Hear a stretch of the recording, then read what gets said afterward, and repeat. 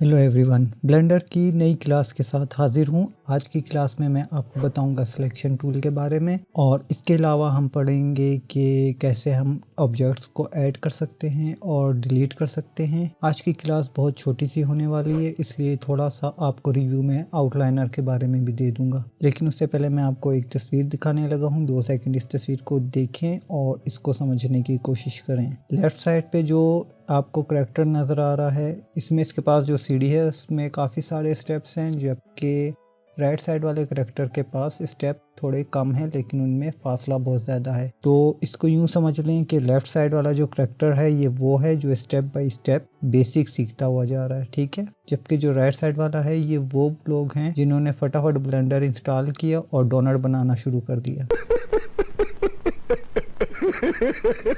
English की एक कहावत है, slow and steady wins the race. तो आप स्लो चलें अगर आपने रेस को विन करना है। बेशक उसके अंदर कितने ही स्टेप्स क्यों ना हो, वो कितना ही तवील सफ़र क्यों ना हो, आप एक दिन उसको जीत लेंगे। उम्मीद है आपको इस तस्वीर का मकसद समझ आया होगा जो मैं आपको समझाना चाह रहा था।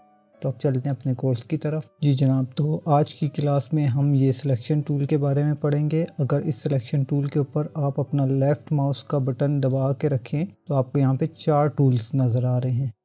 लेकिन इससे पहले हम क्या करेंगे, सबसे पहले हम सीखेंगे कि ऑब्जेक्ट को अपने वर्ल्ड के ऊपर कैसे ऐड करना है और कैसे रिमूव करना है। तो ऑब्जेक्ट्स होंगे तो जाहिर बात है आप उसको सिलेक्ट कर सकेंगे। तो किसी भी ऑब्जेक्ट को सेलेक्ट करने के लिए आप जस्ट उसके ऊपर क्लिक करेंगे तो ये सिलेक्ट हो जाएगा और इसके इर्द गिर्द आपको एक ऑरेंज कलर का, लाइट ऑरेंज कलर का एक बॉक्स नज़र आएगा या ये हाईलाइट हो जाएगा। तो जिसके ऊपर भी ये हाईलाइट होगी इसका मतलब ये होता है कि वो ऑब्जेक्ट हमारा इस वक्त सेलेक्ट है। इसके अलावा आप यहाँ आउटलाइनर में भी चेक कर सकते हैं कि जो बॉक्स हमारा सेलेक्ट है वो यहाँ पे क्यूब हाईलाइट हुआ है। इसको डिलीट करने के लिए आपने कीबोर्ड से X का बटन प्रेस करना है और X का बटन प्रेस करने के बाद आपके पास ये छोटा सा एक डिलीट का बटन आ जाएगा। इस पर आप क्लिक करें तो ये यहाँ से डिलीट हो जाएगा। इसके अलावा आप क्या कर सकते हैं कि ऑब्जेक्ट को सिलेक्ट करके अपने कीबोर्ड से डिलीट का बटन भी प्रेस कर सकते हैं। तीसरा तरीका, आप यहाँ आउटलाइनर से भी डिलीट कर सकते हैं। यहाँ पर राइट क्लिक करें और यहाँ से डिलीट पे क्लिक कर दें।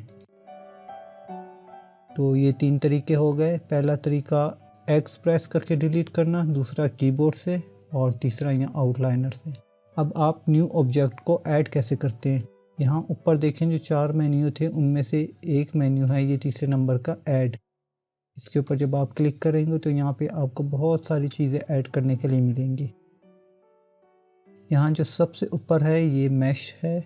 मैश में आप जाके plane, cube, circle, UV sphere कुछ भी ऐड करना चाहें आप ऐड कर सकते हैं। अगर मैं इस पर क्लिक करूं तो आप देखेंगे एक प्लेन सरफेस ऐड हो गई यहाँ पे।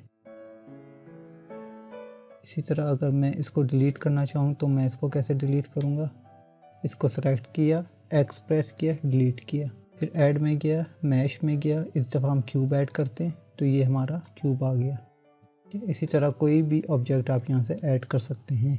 इसके अलावा एक और तरीका ऑब्जेक्ट ऐड करने का ये है कि आप अपनी कीबोर्ड से शिफ्ट A प्रेस करें।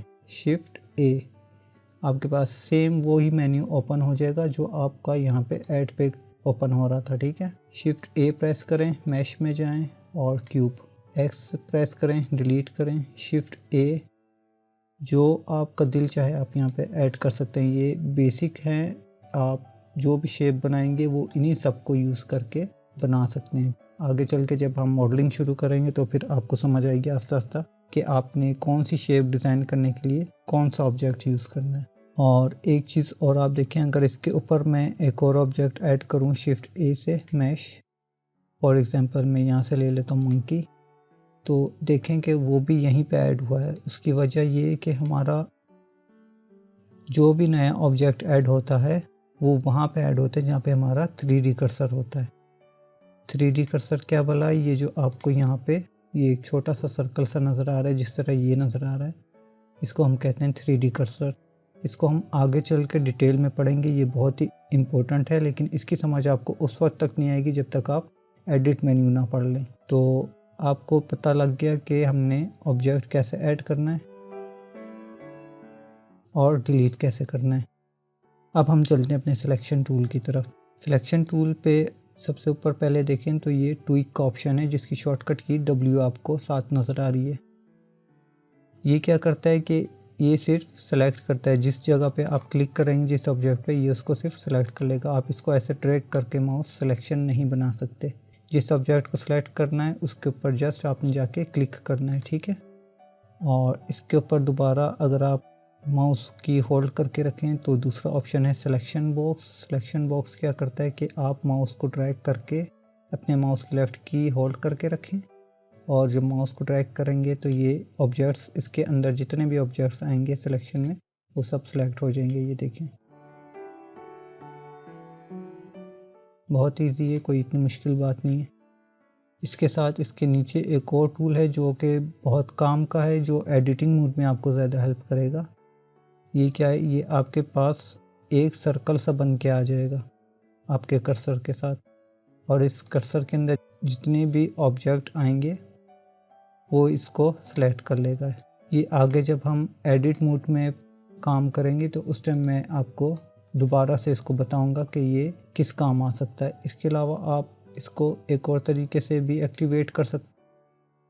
फॉर एग्ज़ाम्पल, आपने कोई भी यहाँ से टूल सेलेक्ट किया हुआ है, लेकिन अगर आप अपने कीबोर्ड से C प्रेस करेंगे तो ये आपके इस सिलेक्शन टूल में कन्वर्ट हो जाएगा, ठीक है। ब्रश की तरह इससे आप सिलेक्शन कर सकते हैं। ये डिफरेंट, अगर आपने अपने ऑब्जेक्ट को सब डिवाइड किया हुआ है डिफरेंट पार्ट्स में, लाइक जैसे ये ग्रिड्स बने हुए हैं, तो उनको ईजिली सेलेक्ट करने के काम आता है।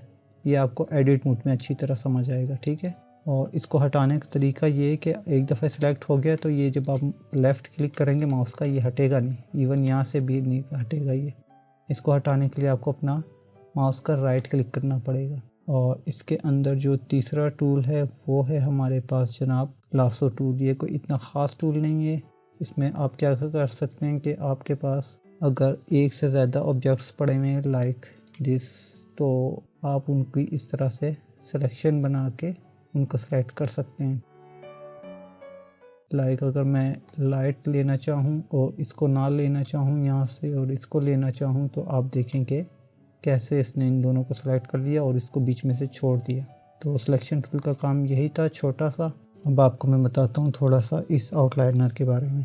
आउटलाइनर पे आ जाएं तो आप देखें कि इसके अंदर एक फ़ोल्डर है जिसको हम ब्लेंडर में कलेक्शन कहते हैं, और इसको अगर आप बंद कर दें यहाँ से और इसको थोड़ा सा एक्सपेंड कर लें तो इसके ऊपर आपको 3 आइकन बने हुए नज़र आएंगे। और इन आइकन का मतलब क्या है कि इसके अंदर ये आपको बताता है कि इस फोल्डर के अंदर, इस कलेक्शन के अंदर क्या क्या चीज़ें मौजूद हैं। इसमें सबसे पहले जो आपको ये ट्रायंगल बनी हुई आ रही है नज़र, इसका मतलब है कि इसके अंदर एक मैश ऑब्जेक्ट मौजूद है। और मैश ऑब्जेक्ट क्या होता है? वो ऑब्जेक्ट जिसको हम सब डिवाइड कर सकते हैं और उसके अंदर वर्टिसेस होते हैं, ठीक है। वर्टिसेस क्या होते हैं? जैसे हम फोटोशॉप में एंकर पॉइंट्स ऐड किया करते थे, या इलस्ट्रेटर के अंदर छोटे छोटे से एंकर पॉइंट्स ऐड करते थे और फिर उनको एडिट करते थे। हर वो ऑब्जेक्ट जिसको हम एडिट कर सकते हैं, जिनके वर्टिसेस ऐड कर सकते हैं, रिमूव कर सकते हैं, सब डिवाइड कर सकते हैं जिस ऑब्जेक्ट को, वो ब्लेंडर में मैश कहलाता है, ठीक है। तो ये आपको बता रहा है कि इसके अंदर एक मैश ऑब्जेक्ट है। इसके अलावा इसके अंदर एक सोर्स ऑफ लाइट है। तो आप यहाँ पे देखें कि एक लाइट हमने ऐड की हुई है। अगर हम इसको यहाँ से एक्स प्रेस करके डिलीट कर दें तो आप देखिए यहाँ से वो हट गई, ठीक है। इसी तरह ये एक कैमरे का है, और ये आपको बता रहा है कि इसके अंदर एक कैमरा भी मौजूद है, जो कि ये है। आप चाहें तो कैमरा भी डिलीट कर सकते हैं फ़िलहाल, लेकिन एक बात याद रखें कि आपकी कोई भी मॉडल आपका या कोई भी सीन उस पर तक रेंडर नहीं होगा जब तक उसमें कैमरा ना हो। मैं आपको करके दिखाता हूँ। देखें, अभी मैंने कैमरा इसमें से डिलीट कर दिया। अगर मैं यहाँ पे रेंडर में जाके रेंडर इमेज करूँ तो ये आपको यहाँ नीचे ऑप्शन देता है एरर का कि नो कैमरा फाउंड। तो आपको कैमरा ऐड करना पड़ेगा सीन में, और कैमरा भी आप सेम उसी तरह ऐड कर सकते हैं। ऐड में जाके आपने आना है कैमरा पे और इस पर क्लिक करेंगे तो यहाँ पे आपके पास एक कैमरा आ गया। कैमरा कहाँ गया जनाब? आपका 3D कर्सर के ऊपर चला गया वो, ये रहा। तो आप इसको फ़िलहाल मूव कर लेते हैं यहाँ पे, और ये मूव कैसे करना है ये भी हम अगली क्लास में डिटेल में पढ़ेंगे। इसके अलावा जनाब आउटलाइनर में अगर आप देखें तो हर ऑब्जेक्ट के आगे एक आंख बनी हुई है। आपने ऑब्जेक्ट अगर यहाँ से आर्जी तौर पे हाइड करना है टेम्पररी तौर पे तो आप इस पर क्लिक करेंगे तो ये यहाँ से हाइड हो जाएगा, लेकिन ये रेंडर में शो होगा, ठीक है। और ये जो साथ वाला बटन है आपका कैमरे वाला, इसके ऊपर क्लिक करें, इसके ऊपर माउस ड्रैग करें तो ये आपको बताएगा कि डिसेबल इन रेंडर्स। अगर आप चाहते हैं कि आपके सीन में ये एक ऑब्जेक्ट पड़ा हुआ है लेकिन आप चाहते हैं कि ये रेंडर में ना आए तो आप इसके ऊपर क्लिक कर दें। अभी इससे क्या होगा कि ये आपके सीन में तो नज़र आएगा ऑब्जेक्ट, लेकिन जब आप इसको रेंडर करेंगे तो कुछ नज़र नहीं आएगा। फॉर एग्जांपल अगर हम कैमरा व्यू में जाएं तो अच्छा जनाब ये कैमरा मोड में हम आ गए, ठीक है। तो अगर अभी मैं इसको यहाँ से रेंडर करूँ तो आप देखें आपको ये क्यूब यहाँ पे नज़र आ रहा है। यहाँ पे क्योंकि हमारे पास मैंने लाइट डिलीट कर दी थी इसलिए ये इस तरह दिख रहा है।